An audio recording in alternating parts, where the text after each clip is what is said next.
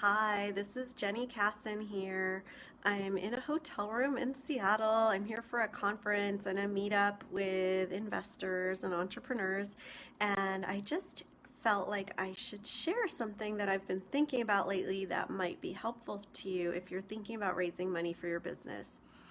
So, I've been doing this work for almost 15 years, helping businesses raise money using creative strategies. And I really just kind of realized after all these years that there really are three steps to the fundraising process. And if you don't do all three, you can run into challenges and there are lots of things that can go wrong if you don't do all three of these steps. So I just wanted to share this with you.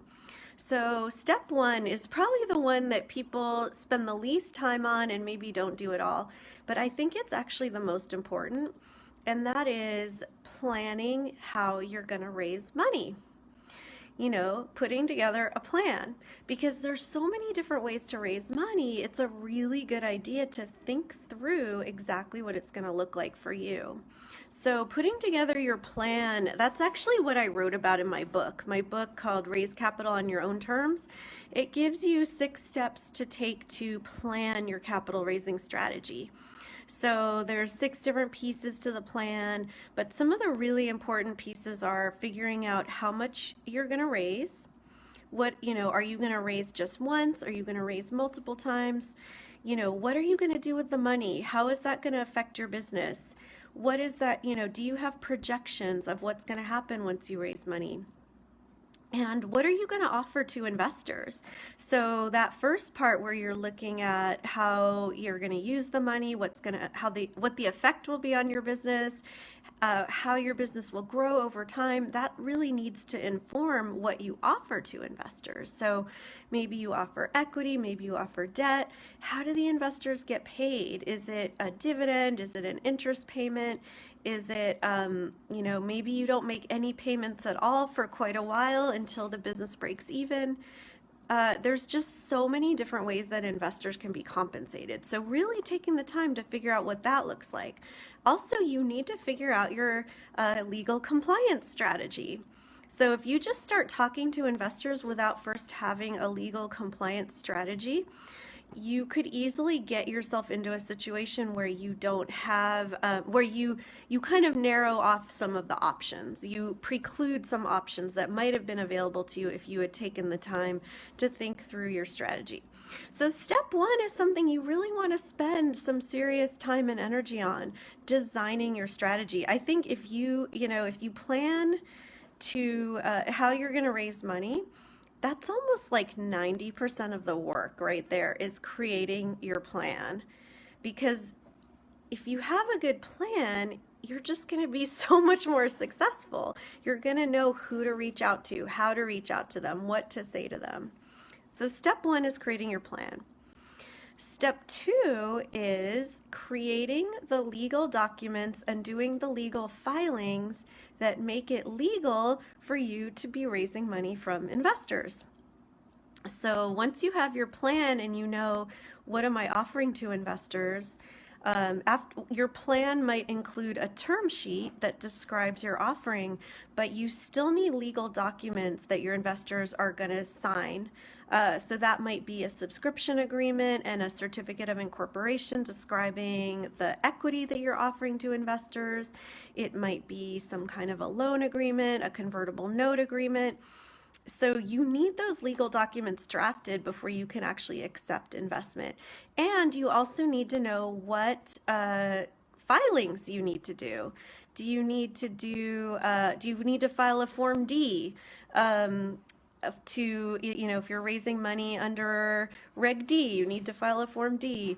If you're raising money under where state laws apply, what state filings do you need to do? Some state filings have to be done before you even start talking to investors. So getting all of those legal filings and legal document drafting done is step two. That's the legal work you need to do that makes it possible for you to actually take on investors. And, some of that doesn't have to be done before you start talking to investors. Usually it doesn't have to be done before you start talking to investors, but it does have to be done before you actually receive money. Step 3 is the outreach process, and that's where you're actually talking to investors. And depending on your compliance strategy, you may be publicly advertising the fact that you're raising money, or you may just be having one-on-one private conversations with potential investors. But step 3 is, it's really where the rubber meets the road because you could do step 1 and step 2 beautifully, perfectly, have the best plan in the world, have the best legal documents in the world. But if you don't go out and start talking to investors, you won't raise any money. And this is where you have to be persistent. You may have 10, 20, 30 conversations with investors that don't go well. But you just got to keep going because you have everything in place. You took the time to make a plan that makes sense. So you can be assured that you will start to find investors that are the right fit for you. That doesn't mean you maybe won't make some tweaks along the way. But if you took the time to do a good plan based on knowing all the options and choosing the options that make the most sense for your particular situation, step 3 is just about having conversations and not giving up and not getting discouraged, because you absolutely will have some conversations that may not be fun. They may not be super encouraging, but I promise you, if you keep having conversations, you will start to find the right people and they will be able to invest because you will have done step 2. You have all your legal docs in place. You know what legal filings need to be done.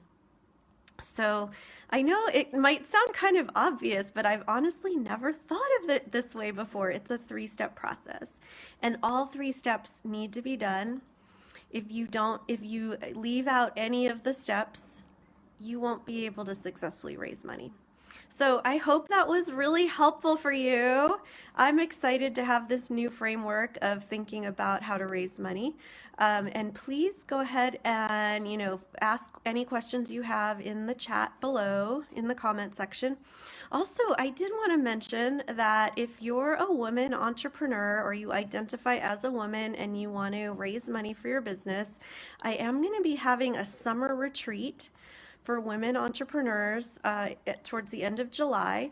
And if you want to learn more about that, just go to www.capitalonyourterms.com. I'll go ahead and put the URL in the comment section. And again, feel free to ask any questions that you have about this topic. I also have lots of resources on my website, jennykassan.com. Thanks. Bye.